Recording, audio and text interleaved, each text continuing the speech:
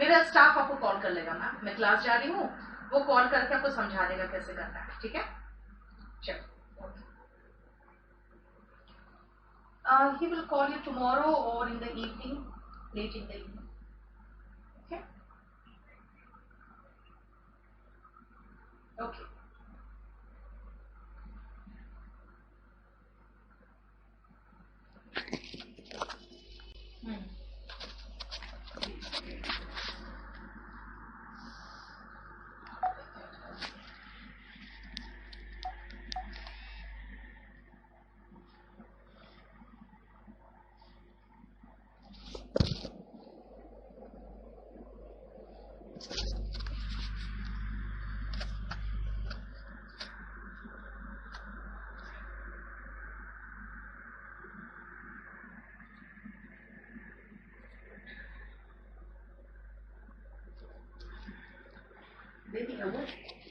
हाँ मैम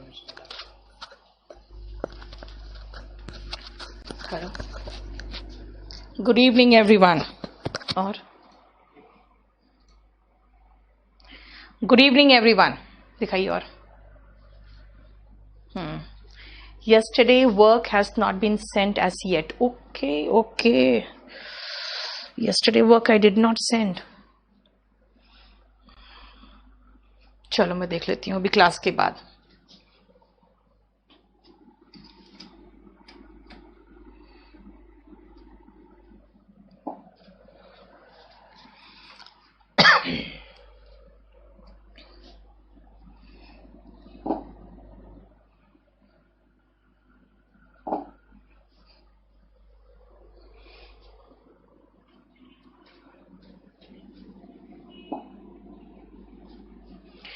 चलिए मैं देख लेती हूँ, क्योंकि मुझे लगता है आज सुबह से बाकी काम के चक्कर में मैं भूल गई खुद ही।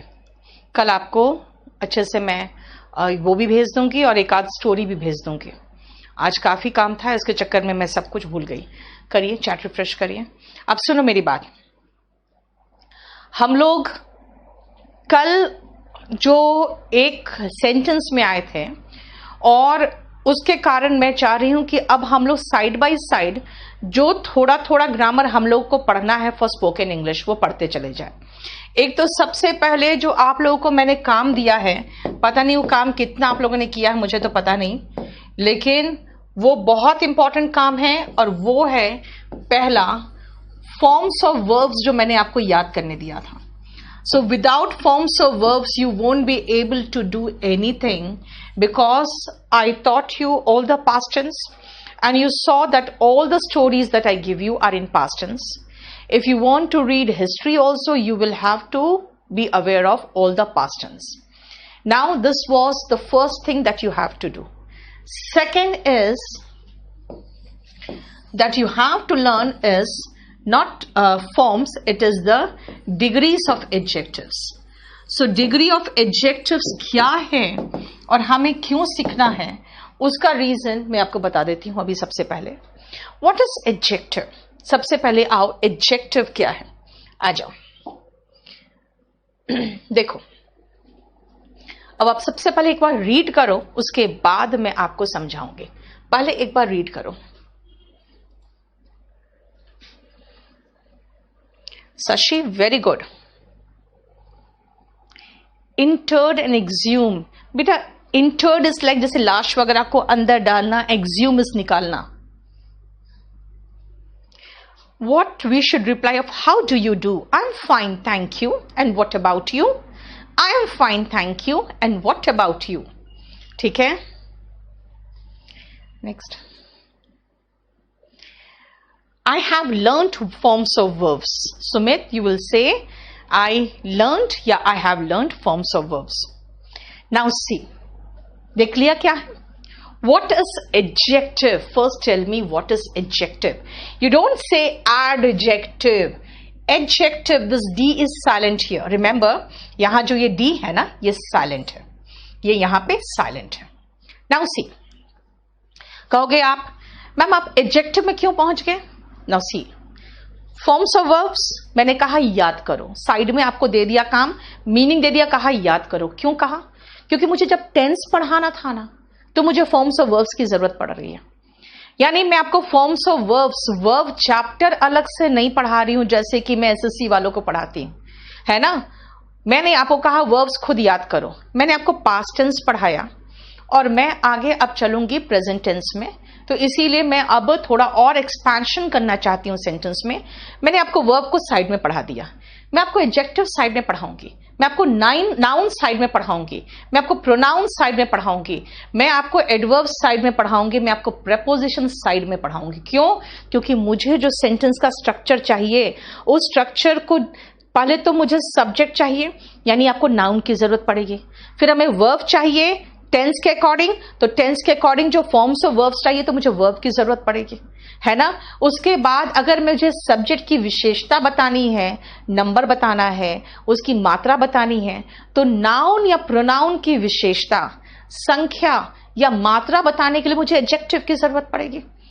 तो आपका जो सेंटेंस का स्ट्रक्चर है वो तो active voice and passive voice में चलेगा, लेकिन अगर मुझे उस नाउन की विशेषता बतानी है तो मुझे एडजेक्टिव चाहिए, मुझे वर्ब की विशेषता बतानी है तो मुझे एडवर्ब चाहिए, मुझे पोजीशन बताना है ऊपर है कि नीचे है तो मुझे प्रेपोजिशन चाहिए, है ना। मुझे फॉर्म्स ऑफ वर्ब्स चाहिए, क्यों? क्योंकि टेंस के अकॉर्डिंग फॉर्म्स ऑफ वर्ब्स लगेगा। यानी साइड में आप सारे चैप्टर्स पढ़ते जाओगे और serially you have to learn how to speak English. Now see, मैंने कहा एडजेक्टिव क्या है? Adjective it is not adjective. Adjective हमें बताता है क्वालिटी के बारे में यानी विशेषता के बारे में, नंबर के बारे में यानी संख्या के बारे में, मात्रा के बारे में यानी whatever you want to talk about the noun और pronoun, that is called the adjective. And structure क्या होगा? तो स्ट्रक्चर ऐसे होगा, नाउन या प्रोनाउन बी प्लस एडजेक्टिव। ये स्ट्रक्चर में एडजेक्टिव यूज होता है कि अगर हम नाउन या प्रोनाउन के विशेषता बता रहे हैं तो एडजेक्टिव होगा। आप कहोगे मैम खाली ऐसा अगर स्ट्रक्चर है तो हम कैसे बनाएंगे इसका स्ट्रक्चर? देखो, मैंने कहा बी का मतलब हो गया यार बी लगा दो या इनमें से कोई भी वर्ब लगा दो, एटसेट्रा लगा दिया, क्योंकि मुझे पहले एक आसान सेंटेंस तो बनाना आए। अब आ जाते हैं, राम इज इंटेलिजेंट हो गया, बी का फॉर्म इज है ना, बी का फॉर्म इज पढ़े हो ना, फॉर्म्स पढ़ना है खुद ही आपको। राम वॉज इंटेलिजेंट, क्या है बी का फॉर्म?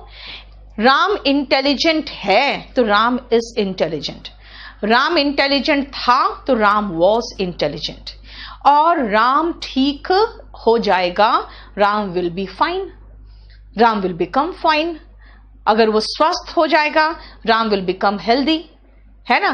जिसका मतलब क्या है, आप बी के ही फॉर्म्स में चल रहे हो। अगर मैं उसके बदले में कि राम अच्छा दिख रहा, स्वस्थ दिख रहा है, तो Ram seems fine, Ram seems healthy, इसका मतलब है बी की जगह पे हम कोई भी टेंस लगा देंगे, अकॉर्डिंग टू टेंस हम कोई भी वर्ब लगाएंगे। ये तो आप टेंस में पढ़ोगे, पढ़ ही रहे हो, उसको छोड़ो। स्ट्रक्चर देखो, he is good, this book, book की बात कर रही हूं, ये बुक की बात कर रही हूं, बुक इज गुड। लेकिन अगर मैं कहूं ना मुझे बुक नहीं लगाना है तो बुक निर्जीव वस्तु है, उसके बदले में इट लगेगा, it is good book. Book singular है तो यहां पे आर्टिकल ए आ जाता है। आर्टिकल की यहां पे मैं बात नहीं कर रही हूं, इसलिए मैंने सिर्फ दिखाया कि एडजेक्टिव कहां आया। देखो तो जरा, एडजेक्टिव नाउन के पहले आया है, नहीं तो वर्ब के बाद आया है। बस एडजेक्टिव का यही डेफिनेशन है और कुछ नहीं है एडजेक्टिव में। अगर एडजेक्टिव आप एसएससी या बैंक पीओ के लिए पढ़ोगे तो सेम चीज पढ़ोगे। स्ट्रक्चर, अगर एडजेक्टिव के बारे में पूछूं तो दो चीजें बताओगे। पहला, किसी भी संज्ञा या सर्वनाम की विशेषता बताने वाले शब्द को विशेषण कहते हैं। The word that defines, the word that qualifies a noun और a pronoun is called an adjective, पहला point. And secondly, adjective comes before a noun, noun के पहले आता है और वर्ब के बाद आता है, and comes after the verb. बस इतना ही है जो एडजेक्टिव है, यानी हिंदी का जो विशेषण था इंग्लिश का वही, ठीक है।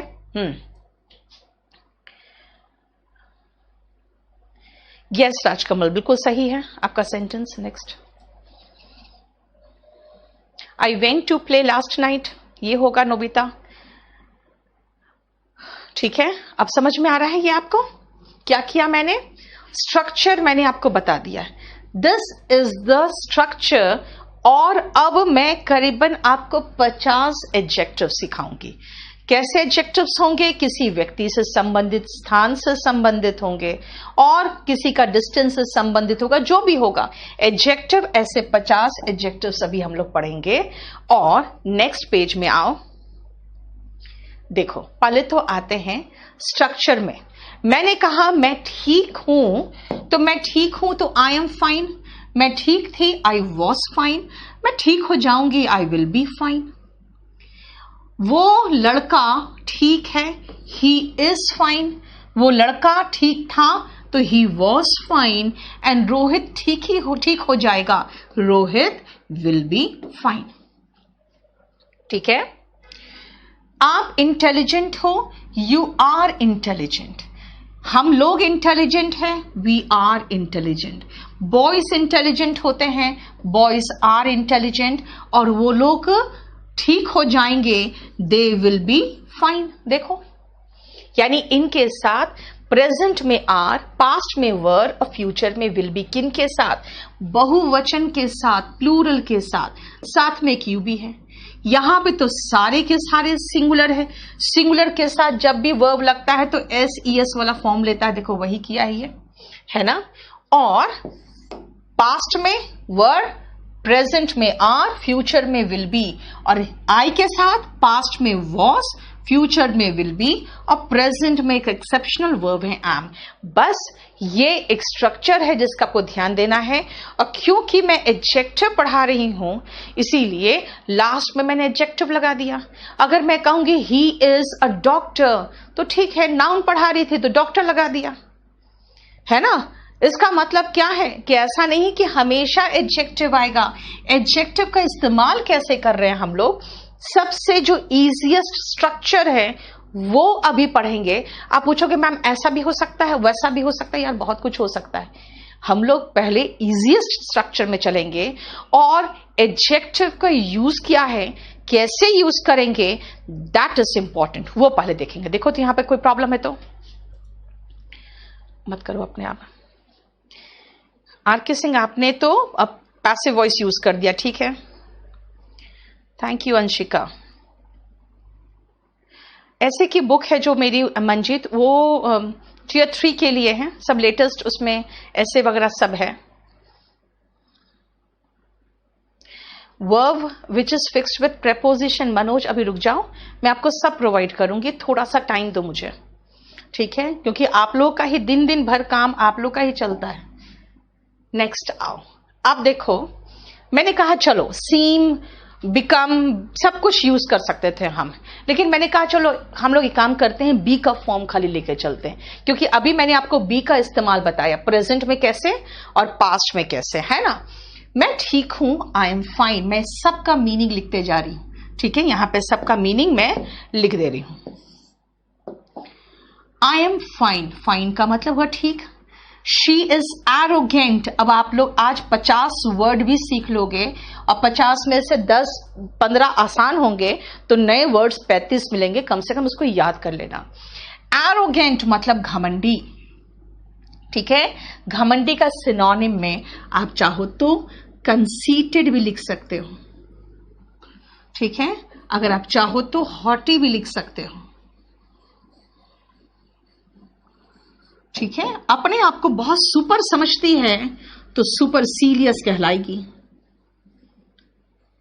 अपने आप को बहुत सुपर समझती है या समझता है तो सुपर सीरियस कहलाएगा।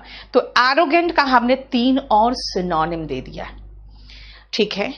यू आर इंटेलिजेंट, बुद्धिमान के लिए हम इंटेलिजेंट वर्ड लगाते हैं। मान लो बुद्धिमान की जगह पे अगर आप कहते कि तुम बहुत समझदार हो, तो समझदार और बुद्धिमान में अलग फर्क होता है। समझदार में समझदारी होती है, तो मैं कहूंगी you are wise, you are prudent. देखो ये क्या है, इसका मतलब हुआ समझदार, ठीक है, यू आर वाइज या you are prudent. Radha was helpless. What is helpless? असहाय, यानी कि जो हेल्प के बिना हो, किसी कोई उसका सहारा नहीं हो, वो हेल्पलेस होता है ना. People were gullible. People were लगा दिया, यानी पास्ट टेंस हो गया. लोग गलिबल थे. गलिबल मतलब होते हैं ऐसे लोग जो भोले भाले होते हैं, जिनको मूर्ख बनाना आसान है. वन वर्ड सब्स्टिट्यूशन में आता है a person who can be fooled easily. Gullible का सिनोनिम लिख लेना क्रेडुलस. देखो इसका मतलब ऐसे सिनोनिम पढ़ाते जाऊं मैं, तो इसका मतलब है अगर आपके हाथ में 30 ही वर्ड है 50 में से, तो एक एक का 2 हुआ तो 60 वर्ड ऐसे ही हो गया आपके पास. आज एडजेक्टिव याद करने के लिए याद रखना, पीपल लोग भोले भाले थे. अगर मैं कहूं लोग बहुत भोले भाले थे पहले, तो मैं कहूंगी पीपल वर गलिबल अर्लियर, है ना. वे समझदार नहीं थे. They were not wise, they were not prudent. ठीक है, क्लियर हो गया. लेकिन वो साथ में हेल्पलेस भी थे. They were helpless to. आप ऐसे शुरू करो ना. Clear? Next. Newspaper is good for banking preparation. Banking के लिए तो बेटा बिजनेस जो आते हैं ना न्यूज़पेपर्स, बिजनेस टाइम्स वगैरह, वो देखते हैं. कैस्टिगेट इज डांटना. It is a sunny day. Abhishek a लगाओगे. ठीक है. हम लोग मेहनती है. We are laborious. ठीक है. लेबोरियस का सिनोनिम देखोगे तो लेबोरियस का सिनोनिम होता है इंडस्ट्रियस. कुछ लोग कहते हैं मैम इंडस्ट्रियस मतलब तो इंडस्ट्री से रिलेटेड होता है. नहीं बेटा, इंडस्ट्री से रिलेटेड औद्योगिक जो होते हैं ना, वो इंडस्ट्रियल होते हैं. उद्योग से रिलेटेड वो इंडस्ट्रियल होते हैं. इंडस्ट्रियस का इंडस्ट्री से कोई मतलब नहीं है. इसका मतलब होता है मेहनती. Diligent, hard working, laborious, industrious, इन सब का मतलब होता है मेहनती. तो लेबोरियस का सिनोनिम में और लिख लेना, एक और यहां लिखो, डिलिजेंट, डिलिजेंट, और एक और लिखना हार्ड वर्किंग. ठीक है, hard working. He is hardworking, he is diligent, he is laborious and he is industrious. चारों का मतलब होगा मेहनती. नेक्स्ट. Better than Shyam. बिल्कुल ठीक है रामिनी. एडजेक्टिव किसी की विशेषता बताता है धनवीर. अब बताओ, मैं कह रही हूं कैसा लड़का है, वो मेहनत करता है, मेहनती है. वो कैसा लड़का घमंडी है, वो कैसा लड़का है, वो असहाय है, वो इंटेलिजेंट है, वो बिल्कुल भोला भाला है. ये किसी की विशेषता बताता है. और किसकी विशेषता बता रहा है? आप नाउन ना प्रोनाउन की विशेषता बता रहे हो. लड़का की विशेषता बता रही थी मैं. Mohan is a good boy Harish. Mishu निश्चिंत होकर पढ़ो, अभी कोई प्रॉब्लम नहीं है. ठीक है, आपको जरा आकांक्षा का देख लो, अभी कोई इश्यू नहीं है, आराम से पढ़ो. समझ में आ रहा है? देखो और आगे से देखो. प्रेजेंट है शी इज, प्रेजेंट है आई एम, प्रेजेंट है यू आर, पास्ट है राधा सिंगुलर थी तो वॉज, लोग थे तो प्लूरल, प्रेजेंट फिर आगे वी आर, और मेरी मदर क्या है? एफेक्शनेट है, यानी कि मुझसे बहुत प्यार लगाव करती है, तो शी इज एफेक्शनेट. यानी कि कैसी है वो मुझे प्यार करती है ना. प्यार करने वाला जो होता है वो लविंग होता है. ठीक है ना. और जो प्यार पाता है ना आपका, वो क्या होता है? वो बिलवेड होता है ना. इसलिए my mother is affectionate, my mother is loving in nature कह सकते हो. My mother is loving in nature.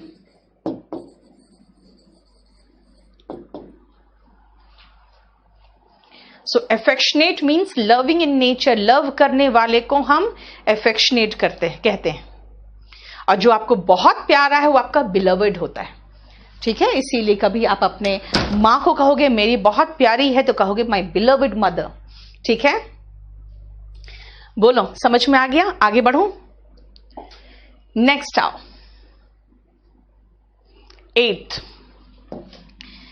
महत्वाकांक्षी होना. यानी कि क्या आप बड़े होके ये बनना चाहते हो, वो बनना चाहते हो जो आप बोलते हो, तो एम्बिशियस होते हो आप। एम्बिशन होता है महत्वाकांक्षा, और एम्बिशियस OUS लगा हुआ शब्द एडजेक्टिव होता है। एक याद रखना बस यही चीज। लेकिन ऐसा बहुत सारे शब्द है जिसमें OUS नहीं है, LY है। बोलोगे LY तो कई बार हम एडवर्ब में लगाते हैं, तो तभी मैंने कहा विशेषता बताने वाले शब्द का ध्यान रखना, संख्या बताने वाले शब्द का ध्यान रखना, क्वांटिटी बताने वाले शब्द का ध्यान रखना, है ना। वही तो है क्वालिटी, क्वांटिटी बताने वाला, नंबर बताने वाला, और आपकी क्वालिटी बता रहा है। क्वालिटी क्वांटिटी हो गया, और नंबर बता रहा है, ठीक है। तो वही तो है एडजेक्टिव। हमारे जो सोल्जर्स है क्या है, करेजियस है, यानी कि वीर है। आई एम ऑनेस्ट, ऑनेस्ट मतलब ईमानदार हूं। ही इज सैड, सैड मतलब दुखी। अब देखो सैड का बहुत आसान है सैड, मैं इसमें एक और वर्ड लगा दूं,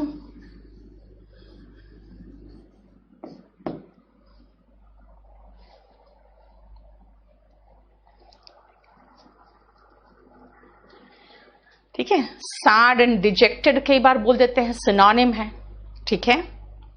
अगर करेजियस की बात करोगे तो करेजियस का सिनोनिम में लगा दो गैलेंट, वेलिएंट, ठीक है। वेलिएंट, सॉरी, मुझे एडजेक्टिव चाहिए, वेलिएंट नहीं था। मुझे ऐसा वर्ड नहीं चाहिए जो नाउन के रूप में लगाएंगे। वेलिएंट है, टी है, ठीक है, VALIANT, ठीक है। शी वॉज ऑप्टिमिस्टिक, आशावादी। ऑप्टिमिस्टिक का मतलब होता है आशावादी। तो अगर मैं कहूं वो निराशावादी है तो क्या होगा, इसका एंटोनिम निराशावादी होता है पेसिमिस्ट, पेसिमिस्टिक, ठीक है। ऑप्टिमिस्टिक का सिनोनिम है सैंग्विन। और ये जब भी हम ये क्रॉस साइन लगाए ना, समझ जाओ एंटोनिम लिख रही हूं। वो पेसिमिस्टिक जो होगा वो निराशावादी होगा, ठीक है। नेक्स्ट, आकांक्षा का देख लो प्रॉब्लम क्या है। नेक्स्ट, मिशु अभी आराम से पढ़ो, मैं बता रही हूं। यस अंबिका, कुछ एडजेक्टिव्स और V3 फॉर्म सिमिलर होते हैं। Next, he is a good doctor Sachin, a लगाओगे। Next, will be after the verb, नहीं बेटा, वर्ब ही तो है बी, है ना। आप सुनो next, my father and uncle, दो लोगों को ले लिया मैंने। ब्रॉड माइंडेड है, ब्रॉड माइंडेड, खुले विचार वाले, ब्रॉड माइंडेड। और खुले विचार वाले नहीं होते तो कहते हैं संकीर्ण मानसिकता वाले, तो नैरो माइंडेड होता है। देखो एंटोनिम भी याद रखना, ठीक है। ब्रॉड माइंडेड, और अगर संकीर्ण मानसिकता वाले हैं तो नैरो माइंडेड, दोनों एंटोनिम ध्यान रखना। सम लीडर्स आर नॉट, देखो नेगेटिव बनाना है तो बी का जो फॉर्म है उसके बाद नॉट लगाना। कॉन्साइंशियस मतलब कॉन्साइंस जो होता है आपका जमीर होता है, जमीर जिनके मर चुके हैं तो क्या कहेंगे, कुछ लीडर्स हमारे कुछ नेता होते हैं जिनका जमीर नहीं होता, तो आर नॉट कॉन्साइंशियस, OUS लगाएंगे। क्यों, क्योंकि जमीर इज कॉन्साइंस। मैं कॉन्साइंस की बात नहीं कर रही, मैं कह रही हूं जमीर वाले नहीं होते हैं तो कॉन्साइंशियस नहीं होते हैं, ठीक है। दिस वॉचमैन जो आपका चौकीदार है इज अलर्ट, अलर्ट का मतलब वो बिल्कुल चौकस है, ठीक है। इसका सिनोनिम होगा vigilant, LANT, vigilant. Then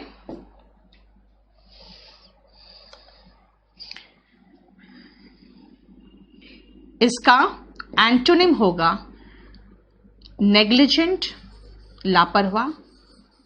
antonym लगाओगे तो नेग्लिजेंट होगा, केयरलेस हो जाएगा। अलर्ट एंड विजिलेंट, इन दोनों का मतलब होता है चौकस। अलर्ट एंड विजिलेंट का मतलब होता है चौकस।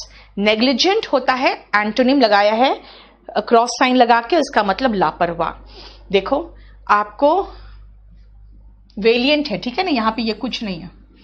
मैं मिटा नहीं पा रही हूं क्योंकि मिटाऊंगी तो सब मिट जाता है फिर, ठीक है।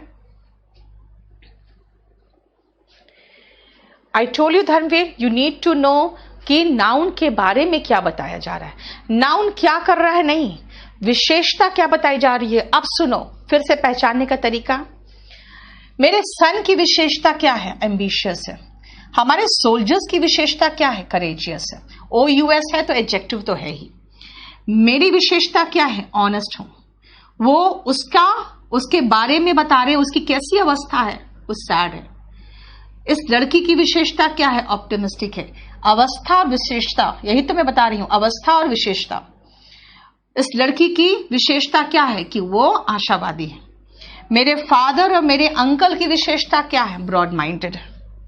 कुछ लीडर्स की मानसिक अवस्था कैसी होती है, वो कॉन्साइंशियस नहीं होते। वॉचमैन की विशेषता क्या है, इस वॉचमैन की, वो अलर्ट है, वो विजिलेंट है। यानी कि आप यहां पे अधिकतर तो मैं विशेषता ही बता रही हूं, यानी विशेषता बताएंगे नाउन या प्रोनाउन की, उसकी संख्या बताएंगे और तीसरी चीज उसकी मात्रा बताएंगे। अगर काउंटेबल है तो संख्या बताओ, अनकाउंटेबल है तो मात्रा बताओ, है ना। कहां आएगा, नाउन के पहले, वर्ब के बाद। देखो वर्ब के बाद लिख रही हूं मैं, ठीक है। अब आओ जरा इसको रीड करो तो मैं क्या लिखा है मैंने, जरा पढ़ो तो। पंकज बिल्कुल निश्चिंत रहो, आप थोड़ा सा टाइम दो बेटा। आप लोग टाइम दोगे तो मैं आप लोगों को सब कुछ धीरे धीरे इम्बाइब होगा, सब कुछ समझ में आएगा। We are intelligent, you are arrogant. Condition of some noun will turn from, yes, very good, from riches to rags. Very good, Saurav. Greedy, egoist, very good, Sumit. And Damini, greedy हो गया लालची, है ना। egoist is जो selfish होते हैं, है ना। इसीलिए ऐसे बहुत सारे वर्ड्स है जो आप लगा सकते हो, लेकिन बात क्या है ना, जैसे egoist है, नाउन का भी काम करता है। Next, You are witty, I am laborious, yes. वाह, शशिकांत ने तो मुझे एकदम चने के झाड़ पे चढ़ा दिया। लिखा है Neetu ma'am is famous and intelligent English teacher of India, है ना।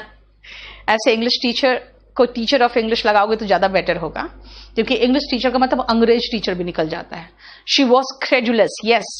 चलो अब पढ़ लिया, क्या लिखा था मैंने। एबव सेंटेंसेस में आपने क्या देखा कि जो सब्जेक्ट कौन है, नाउन या प्रोनाउन, सब्जेक्ट का क्वालिटी जो है वो सब्जेक्ट की क्वालिटी को हमने डिस्कस किया है, ठीक है।